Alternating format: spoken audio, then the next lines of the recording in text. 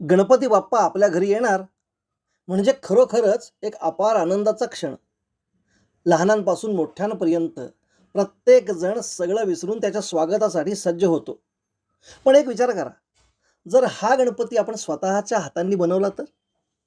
तोही मातीचा आणि शाडूचा, जो सहजासहजी पाण्यात विरघळेल, तर त्याचा आनंद कितीतरी पटीने वाढणार नाही का?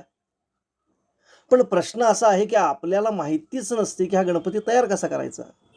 हीच अडचण मिरजेमध्ये दूर केली आहे निसर्ग संवादचे श्री राजेंद्र जोशी यांनी. सन 2009 पासून आजवर हजारो जणांना त्यांनी गणपती मूर्ती बनवण्याचे प्रशिक्षण दिले आहे.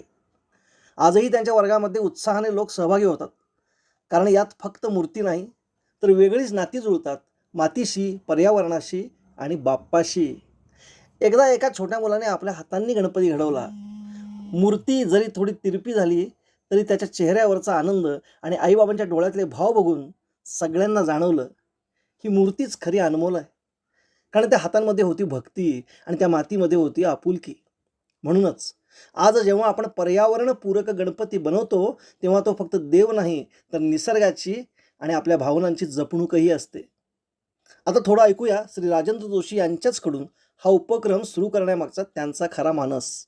निसर्ग संवाद पर्यावरणपूरक चळवळ गेली अनेक वर्ष आपण गणपती करतोय. मातीचे गणपती करायसाठी म्हणून वर्कशॉप करत असतो. मातीचा करा, छोटा करा, स्वतःच्या हाताने करा. हा पार्थिव गणपती आहे, ह्याची कुठेतरी जाणीव आपण ठेवायला. तसाच तो पूजला जायला पाहिजे. पृथ्वीपासून माता भूमी पुत्रो अहम पृथिव्याम अशा श्लोकांना हा सुरुवात होणारा गणपती आहे, तसा तो व्हायला पाहिजे. हा विचार जिवंत राहायला पाहिजे की छोटा मातीचा विरघळणारा गणपती पाहिजे आपल्याला. पार्वतीनं मळाचा गणपती केला, ही खरं शेत माती. एक एक मूठ माती घ्यायची, सखीला बोलवायचं हाताळके दिवशी. सखीनं आणि पार्वतीने दोघांनी मिळून माती मळायची, 4 मोठी माती मळायची, त्याचा गणपती बनवायचा, दुसऱ्या दिवशी पूजायचा आणि गौरी बरोबर किंवा आणि ठरेल त्या दिवशी विसर्जन करायचं. 50 वर्षापूर्वी प्लास्टर ऑफ पॅरिसही नव्हतं आणि 70 वर्षापूर्वी शाडू पण नव्हता, पण गणपती व्हायचे, गणोबा असायचा.